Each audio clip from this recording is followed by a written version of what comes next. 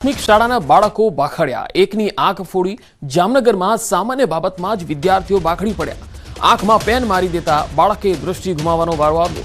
ધોરણ 3ના વિદ્યાર્થીઓ એકબીજા સાથે અથડાતા થઈ હતી બવાલ અને ત્યારબાદ એકબીજાને પેન મારતા જોવા મળ્યા। ધોરણ 3ના બાળકોમાં આ પ્રકારની સ્થિતિ।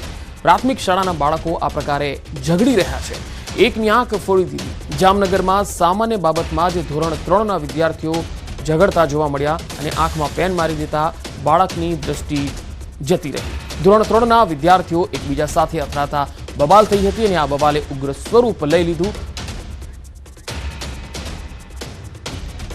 છોકરા રમતા રમતા પાછલા છોકરાને કુણી લાગી ગઈ, એમાં એ છોકરાએ આને માર્યો। મારીને પછી એને પાડીને આંખમાં બોલપેન મારી દીધી। ટીચર ત્યાં હાજર નહોતા, તે ટીચર ટ્રેનિંગ દેવા માટે ગયા હતા ટીચર, એટલે પાછળથી આ બનાવ બની ગયો છે। આંખ ફોડી નાખી છે, જિંદગીભર આંખથી જોશે નહીં, ડોક્ટરે એવું કીધું છે। ને 4 દિવસ કે 5 દિવસ અમને રાખ્યા, પછી એમ કીધું તમારે અમદાવાદ ફરજિયાત જવું જ પડશે।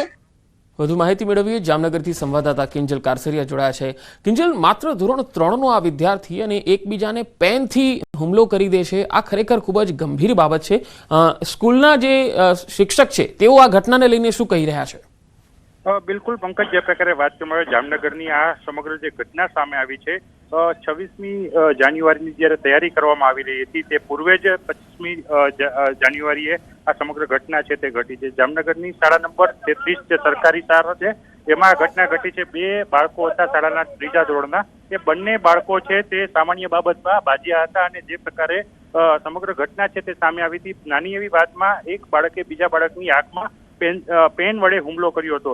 2-3 પેનના ઉપર છાપરી ઘા કર્યા હોવાનું હાલ મનાઈ રહ્યું છે ને જે માતા છે, બાળકની માતા તે કહી રહી છે કે તેમને દ્રષ્ટિ ગુમાવી છે, કારણ કે જે પ્રકારે તેમને જીજી હોસ્પિટલમાં સારવાર માટે ખસેડવામાં આવ્યો હતો ત્યારે 3 દિવસની સારવારના અંતે તબીબોએ તેમને વધુ અમદાવાદ સારવાર લેવાનું કહ્યું છે અને આંખની કીકી છે એ કીકીમાં ગંભીર ઈજા થઈ છે, જેથી એ જીવનભર જોઈ નહીં શકે તે પ્રકારનું હાલ ડોક્ટરનું કહેવું છે। પરંતુ આ સમગ્ર ઘટના અંગે નગર પ્રાથમિક શિક્ષણ સમિતિના મુખિયા છે તેમને હાલ રિપોર્ટ પણ મંગાવ્યો છે, સીસીટીવી ફૂટેજ પણ મંગાવ્યા છે અને જે સમગ્ર ઘટના છે તે ઘટનાને લઈને કોણ દોષી છે તે અંગે પણ તપાસ ચલાવવામાં આવી રહી છે। પંકજ, જી કિંજલ, આભાર માહિતી આપવા માટે।